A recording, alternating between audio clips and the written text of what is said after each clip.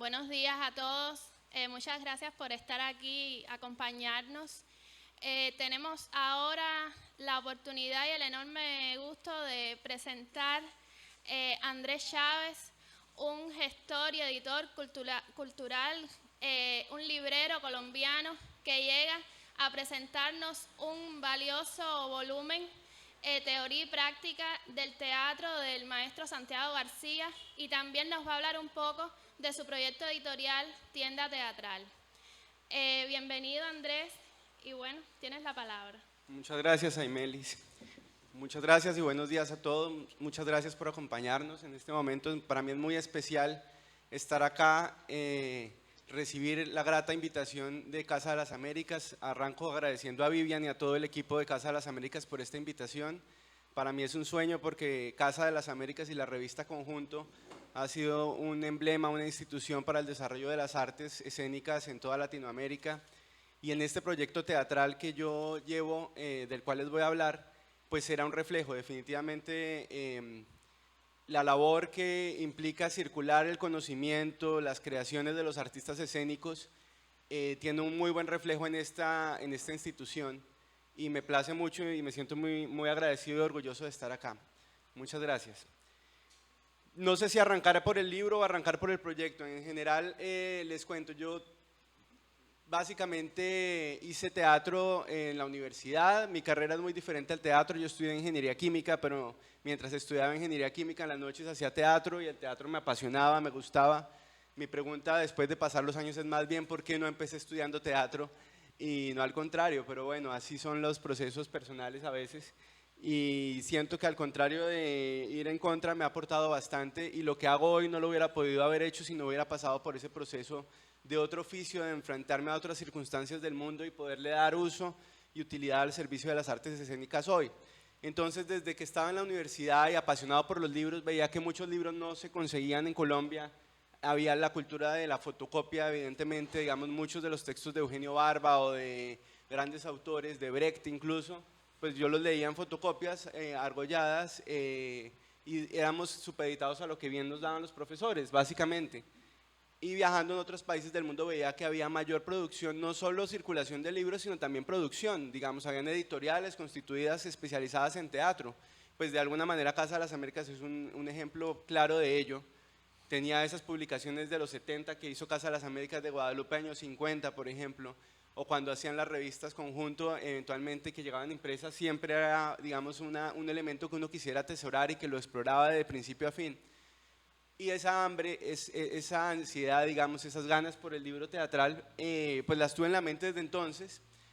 Trabajé en una empresa en el área química vendiendo unos productos para la industria del plástico, y fui entendiendo gran parte de todo el esquema, digamos, de importación comercial que implica el abastecimiento, digamos, de una serie de cosas, y visitar clientes, romper fronteras, digamos, y romper barreras. Y desde ahí me dio la idea de la tienda teatral, de hacer un concepto que no tiene nada de ciencia, digamos, no es que sea nada novedoso, pero pues no existía, y hoy por hoy es un concepto muy puntual, que es tienda teatral. Lo define como mejor el nombre, creo que es evidente y claro para todos, una tienda de teatro. Hoy por hoy es una librería especializada en artes escénicas, una librería de muy alto nivel, con mucho orgullo y modestia puedo decir que es la más completa de Latinoamérica. En Hispanoamérica hay 3 librerías emblemas, digamos, completas de teatro: la librería Yorick en Madrid, la librería Paso de Gato en México y la tienda teatral en Bogotá, que lidero yo. Cuando hablo de librería especializada quiere decir que hay 15.000 títulos, de los cuales hay una sección fuerte de actuación, una sección de trabajo de la voz para actores, improvisación, clown, teatro musical, teatro infantil, teatro para adolescentes, ¿no? Hay una sección, digamos, de especialidades para poder servir a toda la comunidad y diversidad de formas de creación que hay en el arte, que es básicamente mi objetivo. Eso es la tienda teatral. No solo tiene libros, mi objetivo era llegar a toda la gente y que el teatro no solo fuera para los estudiantes y profesionales de teatro, sino que pudiéramos llegar a los niños, al ejecutivo, a la abuelita, al campesino, a toda la diversidad de formas de la comunidad, de las poblaciones. Y parte de eso es que no solo tenemos libros, sino que tenemos otros elementos que nos permiten una comunicación maravillosa. Entonces quiero presentarles acá un personaje que me ha acompañado estos 9 años de trabajo con la tienda. por ejemplo, este gato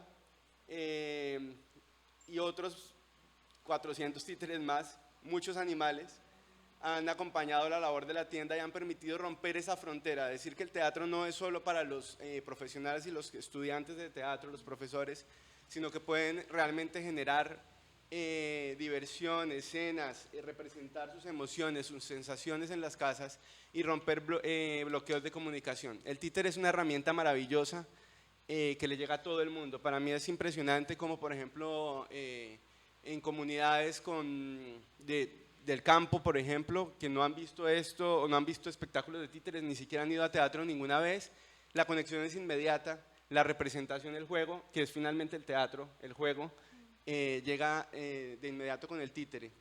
La persona más fría, más distante, rompe la barrera de una y sale una sonrisa, empieza la comunicación, empieza el juego. Pues yo diría que el títere, como la máscara, de alguna manera, que la máscara es la representación que nos lleva al trabajo del actor, ¿no? Que el actor se pone una máscara y entra en otro personaje que es parte del juego.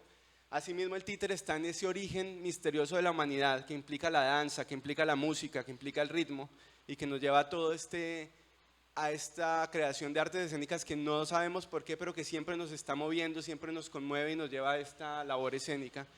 Hay estatuas de culturas antiguas, africanas, latinoamericanas. En Colombia, por ejemplo, está la cultura de San Agustín de indígenas, de centenares de años antes de los españoles, donde hay estatuas con títeres, con máscaras, ¿no? Eso está en lo humano. Y por eso, digamos, la efectividad de la tienda para mí ha sido muy grato, que hoy por hoy, claro, la gente identifica la tienda teatral por los libros de teatro, aunque cubrimos otros aspectos, la música, hacemos también librería de partituras y métodos de instrumentos, libros de danza, que la danza está pegada, y audiovisuales, porque también hay mucho interés en el tema de la actuación para el cine, para las cámaras. Entonces esas fronteras se rompen, realmente hay un interés, todas las artes se juntan, todas las artes se amalgaman, incluyendo las artes plásticas, porque lo visual, el diseño también tiene que ver con el teatro, con el cine, con la creación. Y nos reconocen mucho por los títeres. Yo paso por la calle, allá va el señor de la ardilla, miren al señor del perro, ¿no? Entonces, eso para mí es muy grato porque puedo relacionarme así con todo el mundo y es una maravilla, es una felicidad muy grande. El títere como herramienta pedagógica, como herramienta artística, como herramienta terapéutica, tiene múltiples usos. Es una maravilla para contar cuentos a los niños, para los adultos. La mayoría de los adultos, yo veo, perdón que me extiendan en comentarios de los títeres antes de hablar del motivo principal de la charla, pero siento que me sirve para plantearles lo que ha sido esta experiencia, que ha sido muy grata. Los adultos sufren mucho cuando ven el títere porque les encanta y quieren buscar la excusa de un niño. Dicen, ay, yo no tengo niños, ay, yo no soy padre, yo no tengo sobrinos. Y yo les digo, pero es que el títere no es para los niños, el títere es para los humanos, es para cualquier edad. No sé por qué se asoció, claro, para los niños es una felicidad, pero les aseguro que los adultos gozamos más del títere que muchos niños. Y no está mal, es una maravilla, el títere es eso, es humano.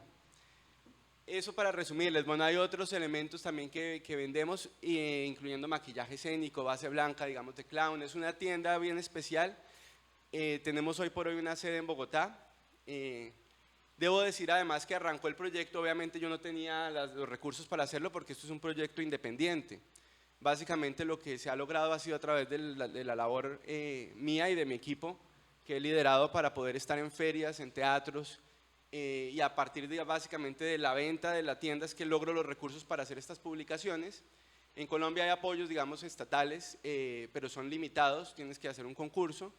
Y normalmente el teatro, particularmente el libro teatral, es un dilema porque la gente de literatura ve el libro teatral como de artes escénicas y la gente de artes escénicas ve el libro teatral como de literatura.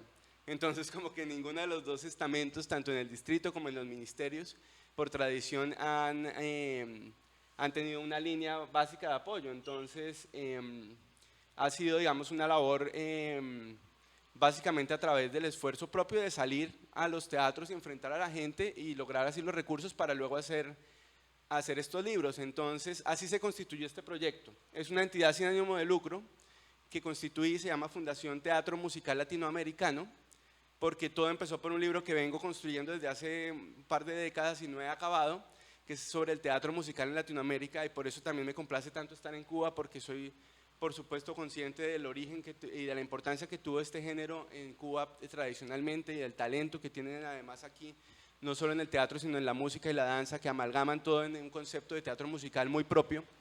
Y venía escribiendo eso y quise publicarlo. Y dije, bueno, pero ¿debo publicarme a mí o debo más bien entender qué necesita la gente y escuchar más bien a los artistas, a la comunidad, ver qué necesitan? Entonces dije, no, lo que tengo que hacer, digamos, mi pensamiento en ese instante fue más bien, vamos a publicar lo que la gente necesita, vamos a construir así el proyecto de tienda teatral, y una vez tenga un catálogo, pues llegará el momento en que me publique a mí.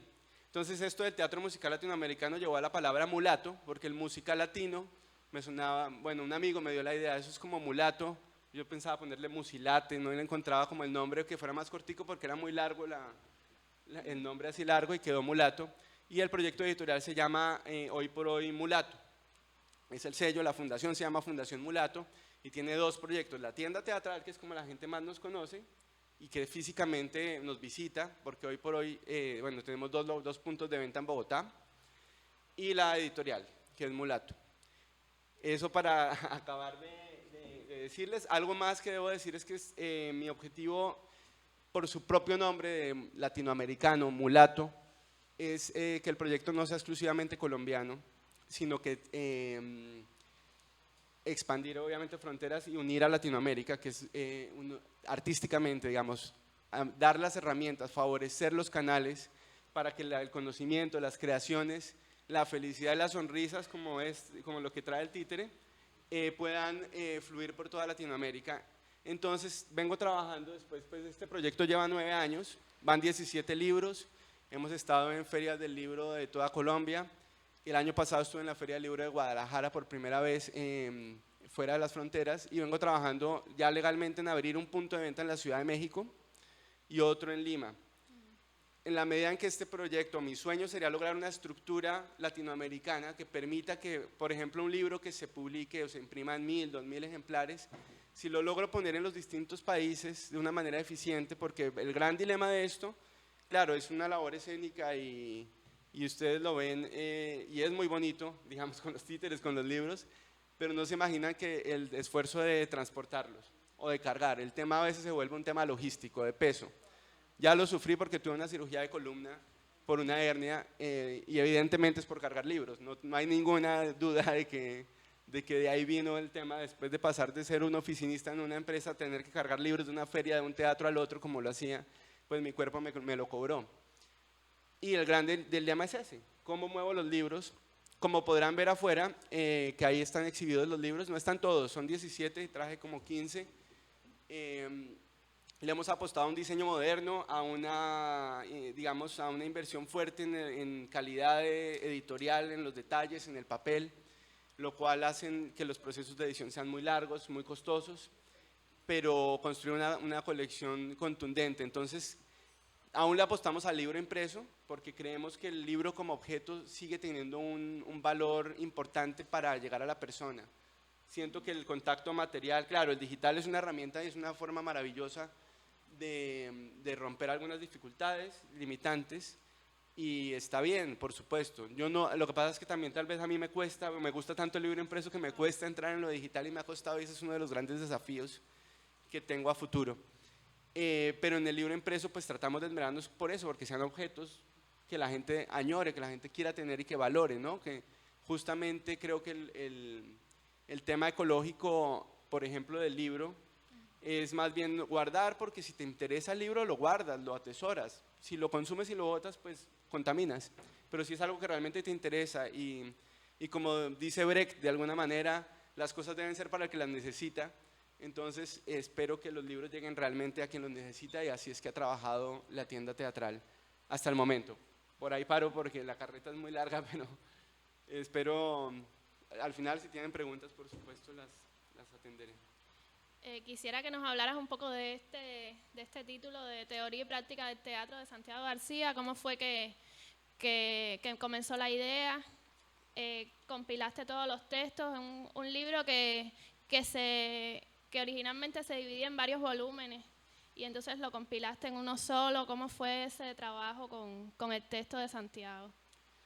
Bien, sí, esto es un logro de los más importantes del proyecto de la tienda. Definitivamente para mí esto fue un punto trascendental. Digamos, de los 17 libros, yo creo que este es uno de los más, obviamente quiero a todos y cada proceso, cada uno de los libros que se han publicado, siento que tienen un valor tremendo para el gremio teatral, pero este en particular es muy especial. Para la gente de teatro, no sé si aquí estén, reconocen a Santiago García, y lo es una de las personas más importantes, fundamental en la historia del nuevo teatro colombiano, del teatro moderno, de la evolución de las formas, no solo del teatro, sino del arte en general y del pensamiento respecto al oficio del artista. Influenció un antes y un después en la historia del teatro en Colombia. Para los que no lo conocen, rápidamente, Santiago García es una persona que nació en Bogotá en 1928, falleció en 2020, a pocos días de que se anuncia en el mundo la pandemia del COVID. Él por casualidad o decisión inconsciente, no quiso como irse en ese momento histórico, además del mundo, que tenía que ver con el COVID. Y bueno, él es por ahí hay unas fotografías del libro que voy a compartir. Esa es la carátula del libro donde está Santiago en su oficio de actor, porque él básicamente se distinguió como actor, director y líder, fundador de varios grupos de teatro. Primero el Búho, que se constituyó en los años 50, y luego lo que sería el Teatro de la Candelaria, del cual fue director por décadas y principal líder y dramaturgo.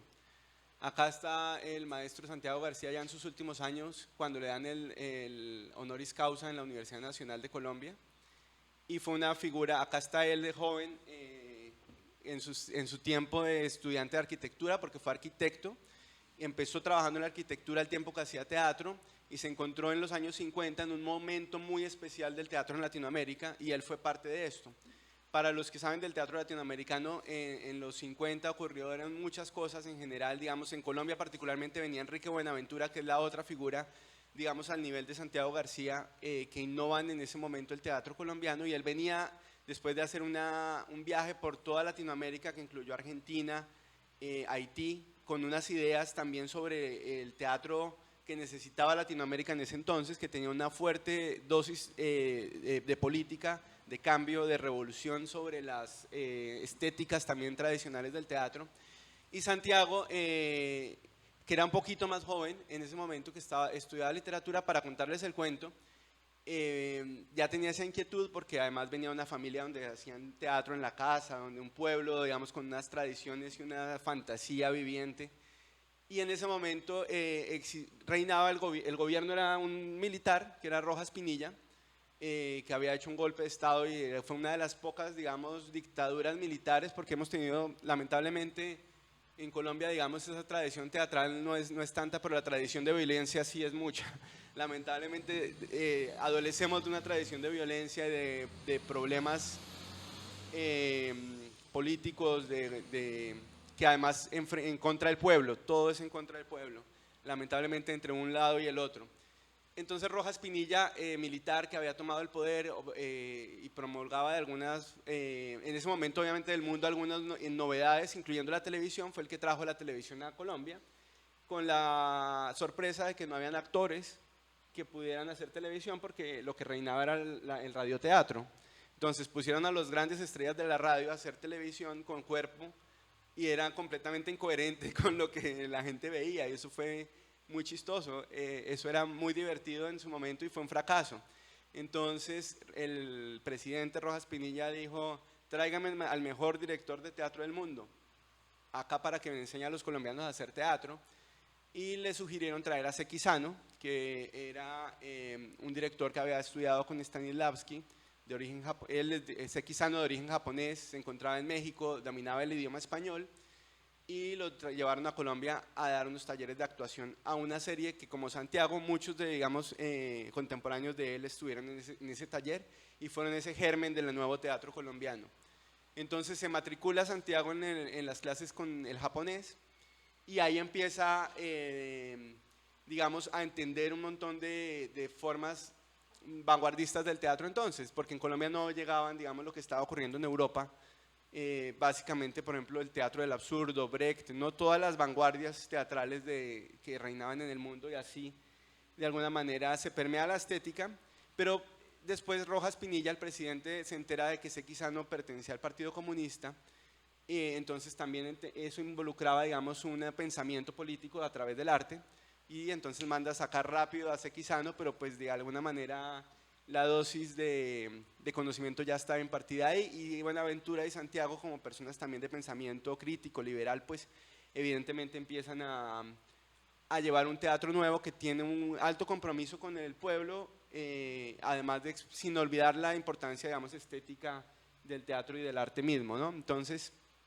Santiago García empieza a dar clases en las universidades, a dirigir grupos de teatro en las universidades, a actuar en la televisión, a escribir y dirigir programas de televisión de obras clásicas, de obras también vanguardistas, y en un momento dirige Galileo Galilei de Brecht en la Universidad Nacional, que era una obra muy política, y allá había, digamos, un semillero además de gente que con él va a fundar el Teatro La Candelaria, dentro de ellos Patricia Ariza, nuestra actual ministra de Cultura, que vino acá hace unos días, y la Universidad Nacional censura esta obra, echa a Santiago García de la universidad, y el grupo por fuera, con estas ganas de hacer teatro de todos, pues no tiene otro remedio que fundar un nuevo grupo aparte. Ya habían tenido una experiencia anterior con un grupo que se llamó El Búho, y en el año 66 fundan lo que se llamó la Casa de la Cultura, que años después se va a llamar el Teatro La Candelaria, y hoy por hoy es uno de los teatros o de los grupos más emblemáticos del teatro latinoamericano, sin ninguna duda, y sé que muchos lo conocen. Su relación con Cuba es histórica y ha sido constante. Siempre, definitivamente, por muchas razones, el Teatro La Candelaria, pues ustedes lo sabrán, tiene mucha relación con Cuba. Y lo más interesante de García como persona de teatro es que no solo se dedicó a hacer obras, a actuar, a dirigir, sino que se dedicó a pensar y a reflexionar sobre el oficio del artista. Entonces empezó a escribir, que eso de alguna manera no lo hacían casi, y hoy aún los actores casi no lo escriben. En general el actor a veces lleva un diario de trabajo, pero son muy pocos los que tienen reflexiones o salen libros realmente que se aporten al conocimiento y al desarrollo del oficio. Y Buenaventura y García lo hicieron. Entonces él en vida publicó 3 libros de teoría y práctica, donde realmente consolidaba, de hecho tal vez creo que lo puedo leer aquí, artículos, textos libremente. Él decía, por ejemplo, en una entrevista: yo no escribí ese libro para editar, sino que recopilé una serie de artículos que se habían escrito a medida que se iban presentando las obras, y algunos que habían aparecido en revistas.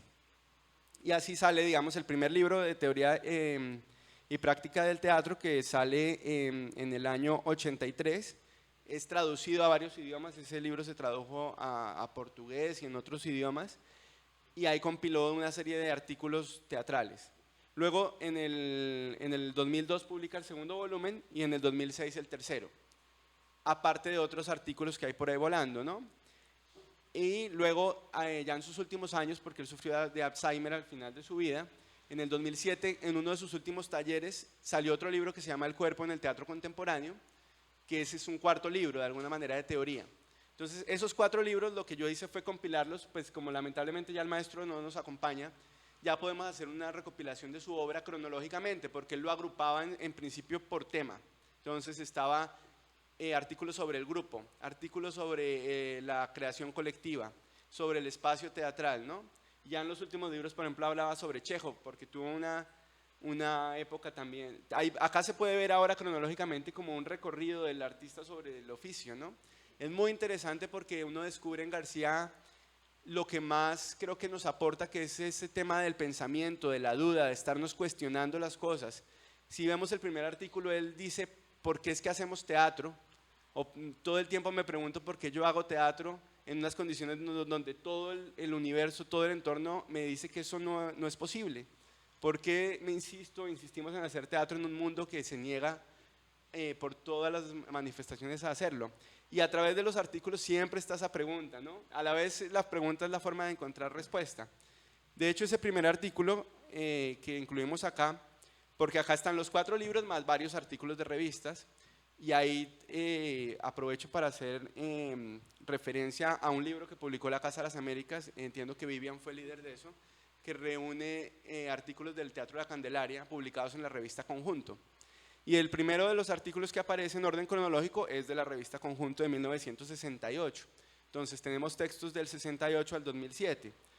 Quiero hacer mención a ese artículo del 68. Dice, fue publicado en la revista Conjunto número 7.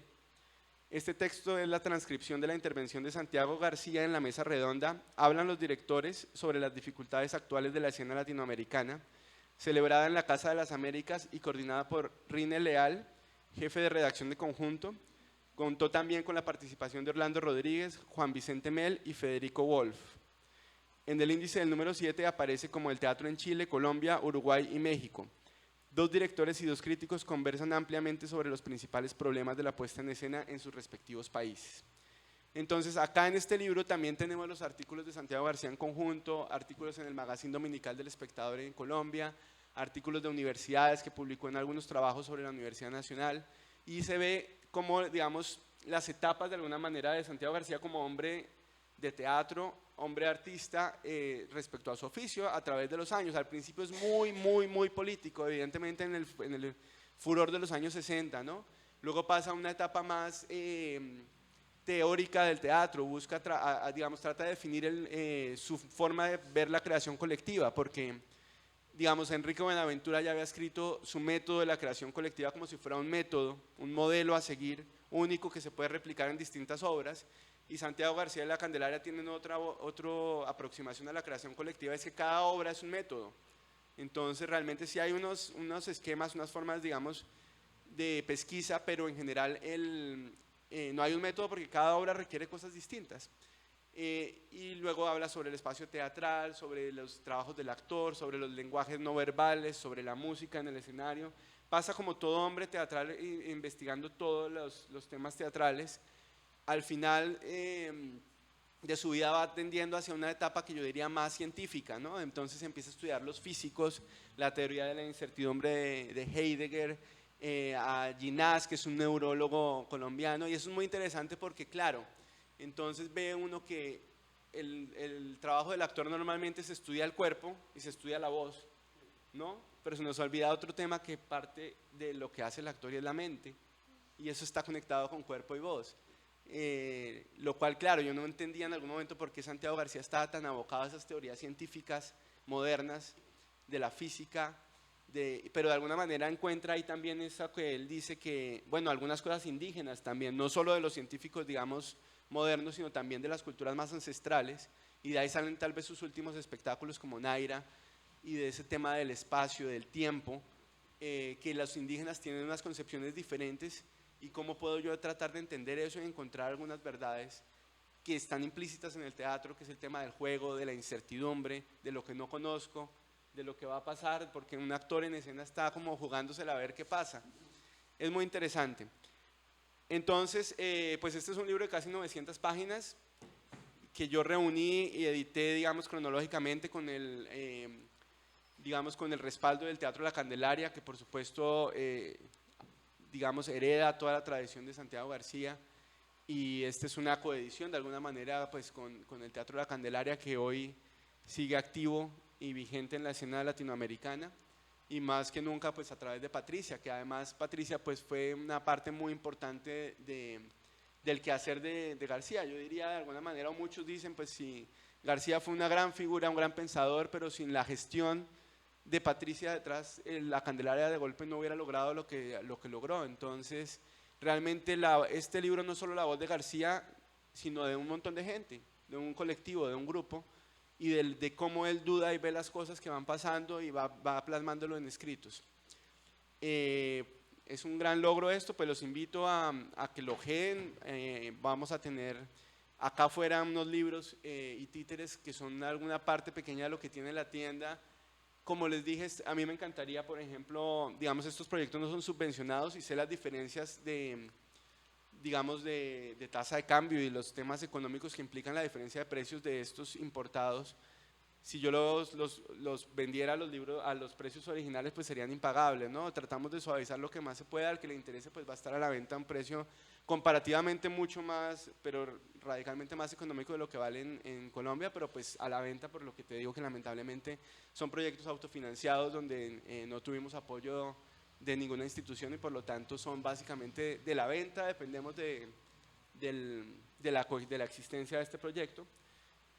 Eso, y para terminar, no sé, pues quisiera obviamente poner a su servicio esto, es un modelo que está al servicio de Cuba, de los artistas, de la inquietud de los artistas escénicos. Me pongo a su disposición para generar ideas, proyectos, coediciones, pongo a su disposición la estructura que está en Colombia, la que va a haber en México y en Perú, para poder circular las publicaciones que bien sean, llegar a solucionar las dificultades o los limitantes que bien haya, y que finalmente el conocimiento de las creaciones de todos los latinoamericanos puedan llegar a quien lo necesite. Muchísimas gracias. Muchas gracias. Te iba a preguntar si tienen alguna plataforma digital o no. Sí, por supuesto, está www.tiendateatral.com. Por favor, síganos en redes, en Facebook y en Instagram estamos como Tienda Teatral.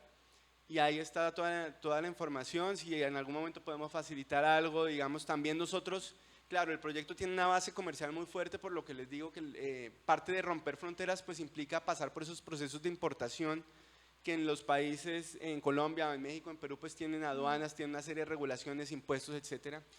Pero parte del proyecto se basó, además de vender los libros, era también servir de canal.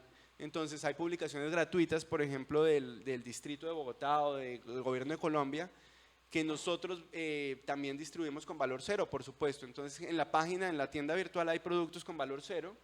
Claro, el tema es el flete o el envío. Pero si visitan Bogotá, tienen, por supuesto, todo lo que esté disponible con valor cero es gratuito porque es una publicación del orden público y lo único es que es uno por persona, digamos, no podemos darle dos a una misma persona.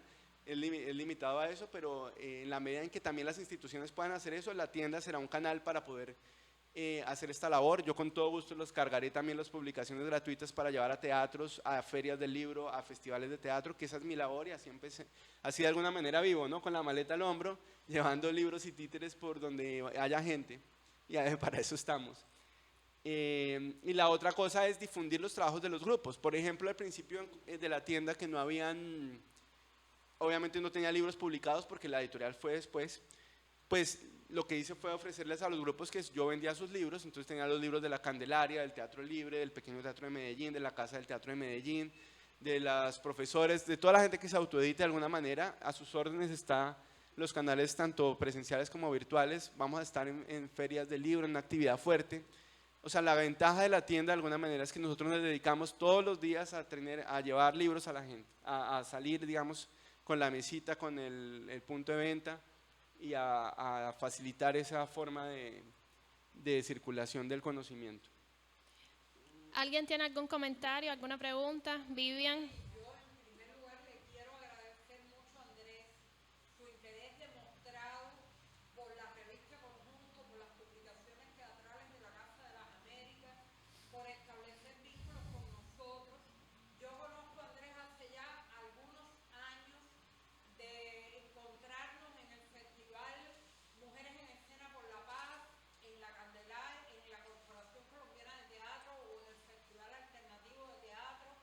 Y Andrés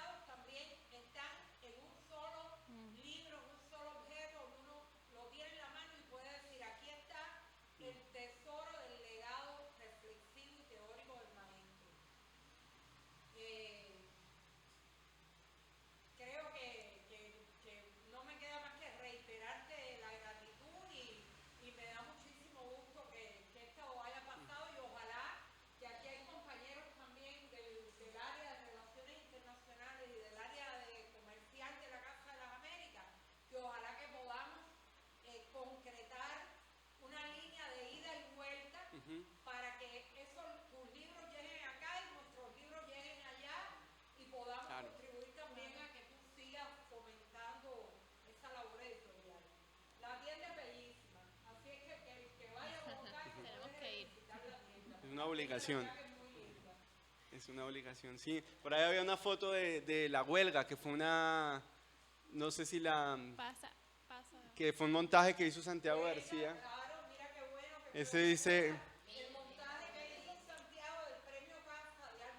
devuelve, por favor, devuelve. Anterior. Ah, esa. Una obra que Santiago García dirigió al frente del grupo Cubana de Acero, que fue un premio Casa, no de su autoría, sino del dramaturgo cubano Elvio Paz, uno de los fundadores del Escambray, que alcanzó de verdad un lenguaje memorable, un lenguaje muy... Imagínense, la obra trataba de una huelga obrera en una fábrica, y uno dice, bueno, eso es un tema denso, es un tema difícil. Santiago García hizo una obra musical, una obra con elementos farsescos, una obra muy atractiva, acompañado de uno de los músicos del grupo Moncada, que escribió música original para este trabajo, y es uno de los legados que nos dejó. Yo recuerdo que mientras montaba esa obra, dio en el Instituto Superior de Arte un posgrado sobre Bertolt Brecht, que yo era estudiante, yo no estaba graduada, por lo tanto yo no tenía derecho a un curso de posgrado, pero yo me colé, le pedí permiso y él me dijo, claro. Y yo disfruté ese posgrado muchísimo porque es una de las especialidades también del maestro, la interpretación actualizada y personal de Brecht. Claro.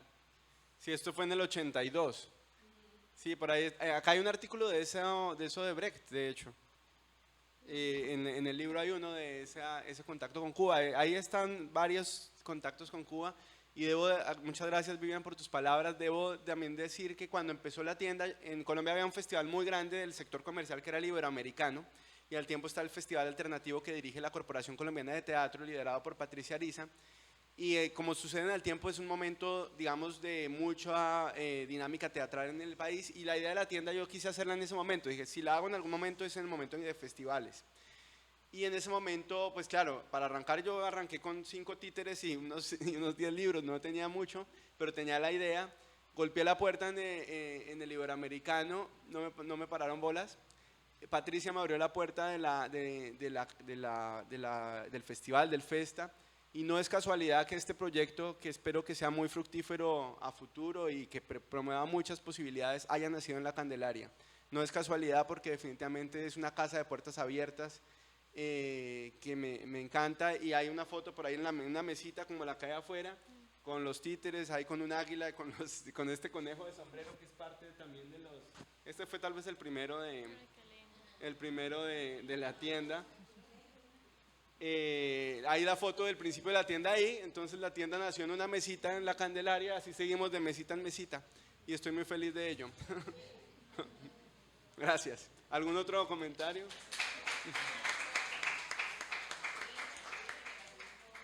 Sí, pasa las fotos que trajiste. Si alguien tiene algún otro comentario, alguna pregunta. Sí.